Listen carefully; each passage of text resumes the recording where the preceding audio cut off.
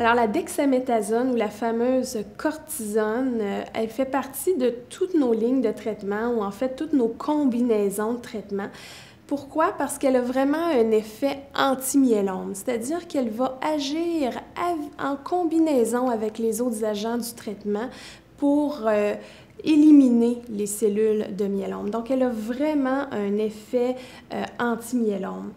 Aussi, on peut dire que la cortisone a aussi un effet anti-inflammatoire qui, des fois, va aider si les patients ont des douleurs osseuses ou aussi va aider si le calcium est élevé, par exemple. Ça va nous aider aussi à contrôler le calcium élevé. Donc, la cortisone a vraiment plusieurs facettes d'action face au myélome et c'est pour ça qu'elle fait partie de chacune de nos lignes de traitement.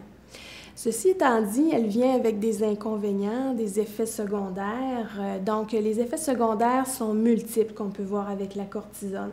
Alors, il peut y avoir de l'insomnie parce que la cortisone stimule ou donne un peu de l'anxiété. Alors, c'est sûr que le sommeil peut être plus difficile. Des fois, la digestion aussi peut être difficile avec du reflux ou des brûlements d'estomac. Il faut surveiller aussi parce que certains gens peuvent développer un diabète secondaire à la cortisone aussi.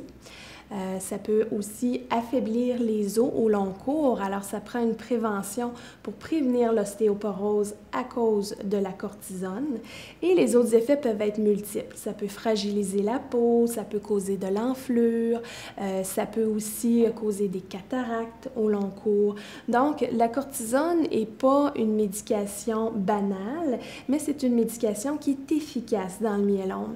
Donc, on a tendance à ajuster les dosages. Donc, souvent, les patients qui vont être plus âgés vont avoir des doses de cortisone qui vont être diminuées pour justement faciliter la tolérance.